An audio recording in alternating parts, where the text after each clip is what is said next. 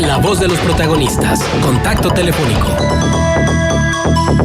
Artículo 19 es una organización independiente de derechos humanos que trabaja alrededor del mundo para proteger y promover el derecho a la libertad de expresión y toma su nombre precisamente del artículo 19 de la Declaración Universal de los Derechos Humanos que garantiza la libertad de expresión, y nos da muchísimo gusto recibir vía telefónica a Luis Knapp, miembro del Programa de Protección y Defensa de Artículo 19. Luis, es un gusto recibirte aquí en Contextos. Te saludamos Marcela Pámanes y un servidor, Juan Ceballos. Muy buenos días, Juan y Marcela. Muchas gracias por el espacio y buen día al auditorio. Y bueno, pues para conocer tu opinión sobre la impugnación que avaló la Corte a la ley del derecho de réplica y también esta discusión en la Suprema Corte sobre el proyecto de sentencia que busca resolver las acciones de inconstitucionalidad promovidas contra la ley del derecho de réplica. ¿Cuál es tu opinión al respecto, Luis? Sí, mira, pues lo que se está discutiendo ahora en estos días en la Corte es de vital importancia. Comenzaron el lunes los ministros a discutir estas tres acciones de inconstitucionalidad que bien decías promovieron dos partidos políticos, Morena y PRD, y la Comisión Nacional de Derechos Humanos, sobre la ley reglamentaria del artículo 6º de la Constitución que se aprobó en noviembre del año pasado. En esa reforma constitucional se estableció que todas las personas gozarán del derecho de réplica en términos de la ley. Y pues llegó en noviembre del año pasado esta ley y ahora se está discutiendo este tema de fondo y es muy importante. El lunes comenzaron la discusión los ministros respecto a si los partidos podían promover o estaban legitimados a promover estas demandas de acción de inconstitucionalidad, y pues una mayoría de ministros determinó que sí. Ese fue un primer punto que tocaron, un tema de procedibilidad, pero ya entraron al fondo del asunto el día martes, a empezar a discutir los temas que impugnaron tanto los partidos como la Comisión Nacional de Derechos Humanos. Hasta ahora, antes de seguir el tema de la Corte, sí es muy importante decir que pues el derecho de réplica, digamos que forma parte del derecho a la libertad de expresión. En algún sentido se encuentran estos dos derechos. Cuando alguien emite alguna expresión, alguna información, en algún momento posterior, si se actualizan ciertas características, puede proceder el derecho de réplica. Desde la Convención Americana de Derechos Humanos así se estipula, cuando se trate de información falsa o inexacta, y así está en la ley reglamentaria que aprobó el Congreso aquí federal el año pasado. El proyecto que es del ministro Alberto Pérez Dayán pretende declarar inválida esta parte de la ley, estas características, estos términos de información falsa e inexacta, y que procede el derecho de réplica cuando se trate de información agraviante. Esto resulta preocupante, para artículo 19 resulta preocupante, y creo que la mayoría de ministros ya se está pronunciando al respecto. Como te decía, el martes comenzaron a discutirlo. Hasta ahora hay una mayoría de 7 ministros que no están a favor del proyecto, de que se elimine esta parte, ya que si el proyecto se aprueba así en sus términos y se elimina información falsa, inexacta, y se queda solo el carácter de agraviante de la información, pues se abriría un campo enorme a las personas que desde un plano subjetivo pues se sientan agraviadas ante cualquier dato, nota o información que mencionen los medios de comunicación, y a cada rato pues caigamos en un asunto de estar solicitando derecho de réplica. Esto pues no ayuda, digamos, a la libertad de expresión y a robustecer un sistema democrático. Entonces, pues de entrada podría mencionar así esto y dar este panorama. Luis, buenos días, te saluda Marcela Pámanes. Luis, creo que es muy importante esto que estamos escuchando, porque de lo que estamos hablando específicamente es de las inexactitudes y falsedades, que pueden ser parciales o totales, y que la réplica no debería de permitirse en caso de que hubiese adjetivos calificativos u opiniones. Sin embargo, tú dices que ya una buena parte de ministros podrían estar de acuerdo. ¿Quién alienta y cuáles son los riesgos de que se alienten este tipo de debates y discusiones desde el ejercicio del periodismo? Pues sí, mira, un punto muy importante aquí a mencionar es, y justamente algo que resulta ejemplificativo, es que quien impugna esta ley de entrada son dos partidos políticos. Es importante mencionar que, y conforme a estándares internacionales, se ha establecido así, que funcionarios públicos, partidos políticos, candidatos a ocupar cargos públicos o cualquier persona que tenga proyección pública o se haya colocado en la arena pública voluntariamente, pues está expuesta a la crítica, está expuesta a los medios y más los funcionarios públicos, los candidatos o los políticos, porque están ocupando cargos públicos y están ganando del erario público. Por tanto, sus actividades son netamente de interés público y conforme a estándares internacionales, ellos tienen un umbral menor de protección respecto a su derecho al honor, respecto a su derecho a la vida privada, en tanto este carácter que tienen de funcionarios públicos o candidatos o políticos. Entonces, pues lo que está aquí discutiéndose de manera muy importante, y el proyecto lo que menciona, como les decía, es que se quite esto parte de información falsa inexacta y pues a cualquier persona que considere que alguna información le agravió de manera subjetiva podría estar solicitando derecho de réplica. Caeríamos, reitero, en una situación de que a cada rato se solicite derecho de réplica, sobre todo en campañas, sobre todo ya sean precampañas o campañas electorales, que es cuando pues más se desata, digamos, este tipo de información contra los partidos. Entonces esto no ayudaría, la verdad, a robustecer, como les decía, el debate que también la Suprema Corte de Justicia aquí de México ha resuelto, que el debate debe ser desinhibido, debe ser robusto, y no solo las expresiones que se reciban favorablemente deben estar protegidas, sino también aquellas expresiones mordaces o que no se reciban de manera favorable. Eso es lo que enriquece el debate público y pues es lo que se está discutiendo ahora y sí podría caerse en este riesgo. Y mencionas nada más un punto importante. En esta materia de derecho de réplica, sí es importante mencionar la distinción entre opinión y hecho. Hasta ahora también la mayoría de ministros que se ha pronunciado refiere al respecto que el derecho a la opinión, las opiniones, las ideas, los juicios de valor que emitimos están totalmente protegidos y no deben estar sujetos al derecho de réplica. Lo que sí debe estar sujeto al derecho de réplica, en dado caso, son hechos o son datos que tengan una base fáctica, ¿no? Eso es lo que sí debe estar protegido. Y bueno, en ese punto el proyecto sí es positivo y la mayoría de ministros hasta ahora se ha pronunciado sobre ese aspecto. Nos parece de manera muy bien. Es decir que si hay alguna opinión sarcástica o mordaz hacia un determinado político, bueno, a final de cuentas es una opinión personal y las opiniones de algún modo deben respetarse. En cambio, un hecho que el funcionario, el político considere que es falso, ahí sí procede el derecho de réplica. Sí, exacto. Lo que está proponiendo el proyecto y que nos parece riesgoso es este tema, repito, del agravio. O sea, un político, un candidato, un funcionario que se sienta agraviado por una información, a pesar de que sea cierta, esto es importante aclarar porque así está yendo el proyecto.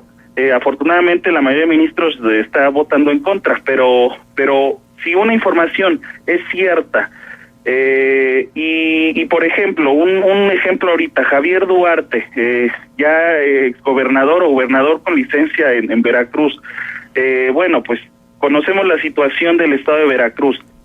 Si hay una información cierta, si hay una denuncia por enriquecimiento ilícito, por ejemplo, o obtener recursos de procedencia ilícita, pues el señor se va a sentir agraviado, pero es una información cierta. Entonces, digamos, este ejemplo lo menciono, pero caeríamos en esta, digamos, paranoia de que pues cualquier persona, y sobre todo en campañas electorales, pues estén ahí de plano, así como de planta, ya en los medios de comunicación solicitando derecho de réplica. El derecho a la opinión, las opiniones que emitamos deben estar totalmente protegidas, eso sí, no debe caber duda, y como les digo, la Corte sí se está pronunciando en ese sentido. Ya cuando se emitan hechos, cuando se emita alguna información con una base fáctica, que es como se ha pronunciado así la Corte, es cuando ya puede proceder el derecho de réplica. Pero en este caso no es estar atentando contra la libertad de expresión de Javier Duarte o de César Duarte, del exgobernador, que quiera defenderse de una imputación, por cierta que sea. No, nos parece que no, nos parece que la información está. Hay otro estándar también que debemos mencionar, que también menciona el proyecto de la Corte, pero no lo desglosa, no se mete más a su estudio. Es el estándar de real malicia o malicia efectiva. Es un estándar reconocido a nivel internacional y que la Suprema Corte también ha adoptado aquí en México. Este estándar consiste en emitir información falsa y con la intención de dañar. Eso es lo que quiere decir este estándar de real malicia. Es decir, puede haber una limitante a la libertad de expresión y puede haber responsabilidades ulteriores si alguien emite una información que es falsa, que sabe que también es falsa y que la emitió aparte con la intención, con el dolo o la intención de dañar. Este estándar es muy importante tenerlo en cuenta. Ahí sí, incluso hasta la vía civil puede proceder en su momento, ¿no? Una demanda por daño moral, porque hubo daño a la reputación o al honor, y podría en su momento proceder esta vía. Pero creo que a lo que debemos apostar es enriquecer el debate público, y más en sujetos que deben estar bajo el escrutinio de la sociedad, como son los políticos, como son los gobernadores, los funcionarios, los candidatos, deben estar con mayor razón sujetos al escrutinio público, ¿no? Entonces, sí es muy importante esto. Luis, ahora con estas consideraciones de que un periodista, un comentarista, alguien que está en un medio electrónico también está siendo muy activo en redes sociales, y entonces hay luego un empate entre la agenda temática que traes en el micrófono, por ejemplo, con la agenda temática que traes en redes sociales, y entonces en redes sociales te das un poco más de libertad y puedes ir más allá precisamente por la falta de regulación, y entonces el político pudiera sentirse agraviado porque tú le diste un retweet a algo que él considera que es agraviante para su persona y te quiere solicitar la réplica por un comentario que dijo un tercero en el micrófono. Esto pudiera en algún momento dado también normarse, regularse. Sí, fíjate que sí ha sucedido, ya han sucedido casos por ahí en algunas partes de aquí desde el país, incluso a nivel internacional, de personas que no emiten directamente la información, sino la replican. Esto, por supuesto, sería totalmente riesgoso para la libertad de expresión, para el libre flujo de información. O sea, se estaría coartando este libre flujo, este debate, el conocer todos los hechos. Repito, las opiniones ahí sí salen, están totalmente protegidas, pero también ciertos hechos pues estarían saliendo del debate público, y es justamente lo que pretenden ciertas personas que no se sepan las cosas, que se queden en lo oscurito, que no salgan a la luz, sobre todo personas que tienen esta proyección pública, ¿no? Y que deben estar sujetas a este examen social. Entonces, justamente en artículo 19 lo que hemos visto es la tendencia a judicializar la libertad de expresión.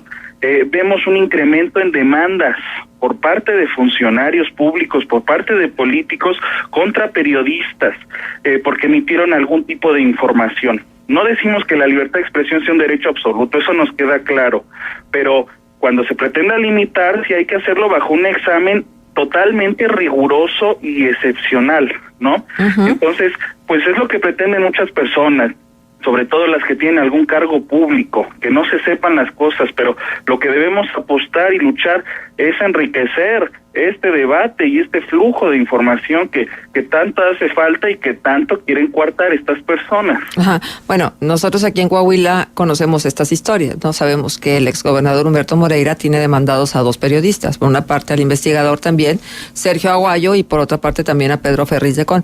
Y entonces es como un amedrentamiento constante de si dices esto puede ser sujeto a una demanda, y si hay la demanda puede ser objeto también de que el juicio falle en tu contra y tengas que inclusive tener que poner una cantidad millonaria de indemnización para quien se ha sentido agraviado.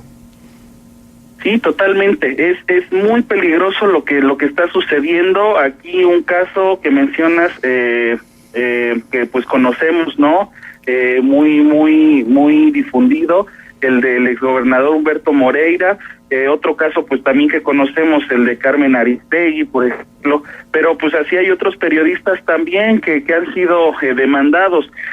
Cuando te llega, imagínate, como periodista, una demanda de algún funcionario político donde te pide 1 millón, 5 millones, 20 millones de pesos de indemnización, pues dices, ¿qué está pasando, no? Y es la tendencia que estamos viendo. Y mencionaste una palabra muy importante, amedrentar. Uh-huh. Ese es un efecto que provoca este tipo de actos, ¿no? Que salga el exgobernador, que salga el político y diga, aquí demandé a este periodista porque por daño moral dañó mi honor, ¿no? Y sí, lo demandé por 10 millones de pesos. Pues ese es el efecto también, no solo respecto al periodista que está demandando, sino a los demás periodistas. Este efecto inhibidor o amedrentador hacia la libertad de expresión, como un mensaje para decir, cuídense. Si publican algo, si dicen algo sobre mí, también los puedo demandar, entonces con cuidado. Sí. Eso es lo que estamos viendo ahora y el riesgo que se está corriendo para la libertad de expresión. Luis, la autorregulación, la autocensura, ¿pudiera ser una consecuencia de estas amenazas, y lo voy a entrecomillar, que pudieran vislumbrarse en el panorama, en el ejercicio periodístico? Sí, por supuesto. La autocensura pues la vemos en varias partes del país, ¿no? En varios estados donde los niveles de violencia y donde pues el Estado de Derecho no está siendo aplicado y está más que en la ley, pues se está generando autocensura. Justamente este tipo de proyectos como el de réplica, este tipo de demandas de funcionarios o candidatos o exgobernadores, este tipo también de leyes, otras leyes que hemos documentado, pretenden restringir el ejercicio periodístico, la libertad de expresión, pues lo que generan es al final un ambiente de autocensura, que los periodistas se autocensuren y no haya un libre flujo de información. Esto es lo que está provocando, ¿no? Estos términos vagos también, como el proyecto lo menciona, de réplica, que sea información humillante o vejatoria. Bueno, ya lo decía yo y también se han pronunciado algunos ministros de la Corte. Estas expresiones también deben estar protegidas, no solo las que se reciban de manera favorable, y eso para nuevamente robustecer el debate y el libre flujo de información. Entonces, sí, con este tipo de situaciones sí se está cayendo en un riesgo de autocensura hacia los periodistas y de que se cuarte este flujo de información. Hay comentarios del auditorio, @Wikiciudadano tuitea: el derecho de réplica es primordial en estados como Veracruz, donde Duarte tenía controlado totalmente a los medios. También este comentario que nos hace llegar Gilberto Mireles, y él dice: así como hay políticos corruptos, también hay periodistas corruptos que son comprados para dar información falsa de otros políticos. ¿Qué opina de eso? ¿No tienen derecho de réplica los políticos que son agraviados? Claro. Agraviados no. Ahí, perdón si es así, alguna cuestión técnica, digamos, pero debemos ser muy rigurosos cuando se pretenda restringir la libertad de expresión, la libertad de información, porque pues estamos, como decía, entrando en terrenos así lodosos, donde puede ser un riesgo muy importante que se limite de manera desproporcional la libertad de expresión. Entonces, si hay información falsa, si hay información inexacta, pues por supuesto que las personas pueden ejercer su derecho de réplica. Tampoco estamos en contra de eso. Es un derecho, justamente, también derecho de réplica, un derecho que le debe asistir a todas las personas. Entonces, para cuidar pues su honor o reputación, si se emitió una información falsa e inexacta, que no solamente son políticos o candidatos o funcionarios, puede ser, como les decía, cualquier persona, otros periodistas también, por ejemplo, que sean aludidos, pero en cuanto a información falsa e inexacta, si dejamos que respecto a información agraviante, ahí sí estaríamos ya cayendo en un riesgo, que las personas digan, pues esto me agravió. Debemos partir de elementos objetivos, o sea, información falsa que emita un medio y que la persona aludida diga, mira, lo que dijiste es falso, aquí tengo estas pruebas y ya, está dándole su derecho de réplica y está dando la otra parte de la información, la otra parte de la historia. Pero si una persona llega y dice, pues es que esto me agravió, me hizo sentir mal, a pesar de que esa información sea cierta, creo que ahí sí se está generando una restricción a la libertad de información, y tendríamos así a políticos y a funcionarios, como les decía, a cada rato, a cada momento, solicitando este derecho de réplica. Dos comentarios más de nuestro público a través de la cuenta de Twitter. La información cierta tiene muchos matices y, como dicen, el diablo está en los detalles. Y esto otro, parece que desde la Ciudad de México no visualizan cómo en algunos estados ciertos medios son golpeadores de los gobiernos. ¿Algún comentario, Luis?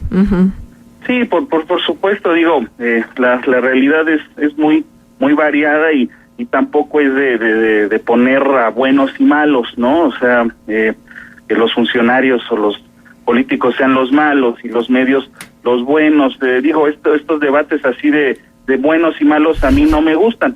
Como decía ahí el comentario, hay muchos matices, hay que verlo.